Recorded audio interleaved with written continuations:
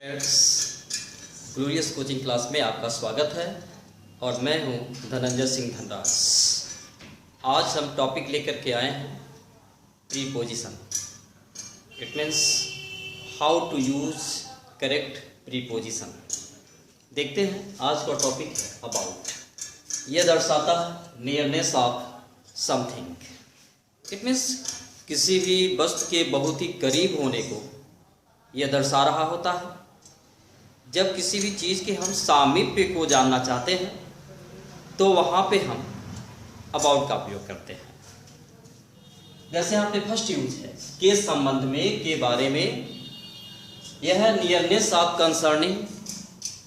किसी भी कंसर्न मतलब किसी भी वस्तु के संबंध में अगर हमें कोई भी चीज़ उसके करीब से जानना होता है तो वहाँ पे हम अबाउट का प्रयोग करते हैं। देखते हैं, क्या तुम मेरे बारे में जानते हो?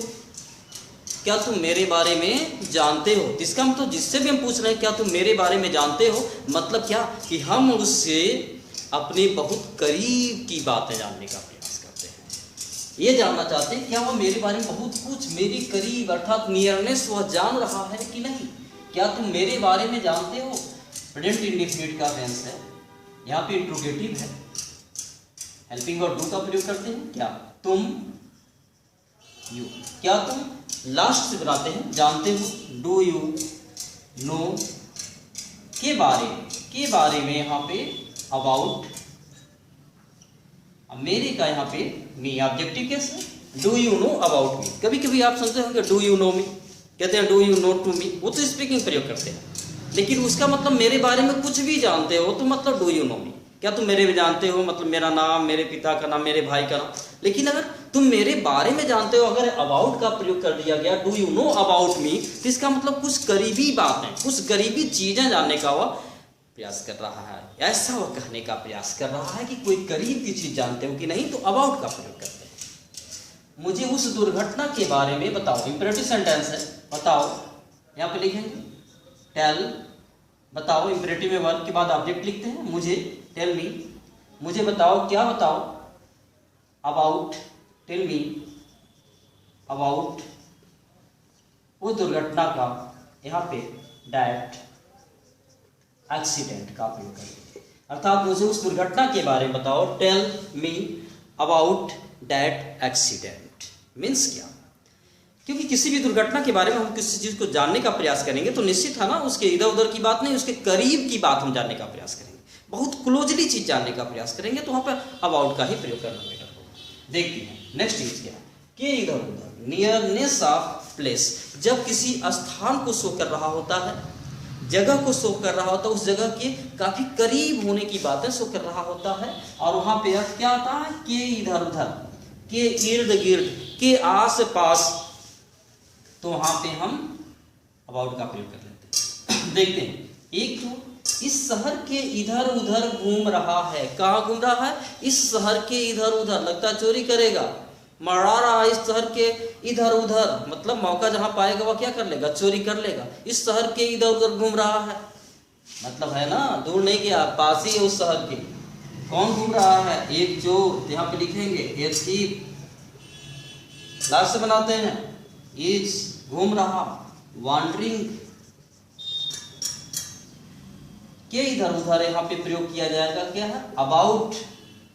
इस शहर का हो जाएगा यहाँ पे दिस सिटी। इस प्रकार से यहाँ पे अबाउट का प्रयोग बहुत ही इजीली कर सकते हैं। ट्रांसलेट में भी सब्जेक्ट लिखिए, उल्टे बनाइए, अपने आप बनेगा। A thief is wandering about this city. Next, रोज मेरे घर के इधर उधर एक मधुर गीत गाती है। कौन गाता है? रोज। रोज मेरे घर के इधर उधर एक मधुर गीत गाती। इधर उधर नहीं जाती मतलब दूसरे जगह नहीं जाते, मेरे घर के इधर उधर मतलब आस पास, इर्द गिर्द, उसके बहुत ही करीब, मेरे घर के बहुत ही करीब। तो वहां पे जो होता है कि इधर उधर अबाउट का प्रयोग करते हैं। रोज मेरे घर के इधर उधर एक मधुर गीत गाती है। कौन गाता है भाई? रोज। रोज गाती है, लास्ट बनाते आते हैं। सिंग्स, क्या गाती है? एक मधुर गीत, ए स्वीट सॉन्ग, मेलोडी सॉन्ग प्रयोग कर सकते हैं। के इधर उधर यहाँ पे प्रयोग कर लेंगे, क्या प्रयोग करेंगे? अबाउट। मेरे घर का, माई हाउस। इस प्रकार से rose sings a sweet song about my house. आसानी से कर सकते हैं। नेक्स्ट स्टेप अबाउट का, के लगभग, नियरनेस ऑफ टाइम, यहाँ था क्या, नियरनेस ऑफ प्लेस, यहाँ क्या था, नियरनेस ऑफ कंसर्निंग। अब नियरनेस ऑफ टाइम के रूप में समय के बहुत ही करीब, समय के बहुत ही सामीप्य की जहाँ पे बात की जाती है, वहाँ पे हम अबाउट कह करके ही उस समय को कहते हैं। देखते हैं, लगभग 4 बजे हैं। लगभग 4 बजे हैं, कब कहेंगे, लगभग 4 बजे हैं। कोई पूछता क्या टाइम, लगभग 4 बजे है, मतलब 4 के बहुत करीब हो गया है।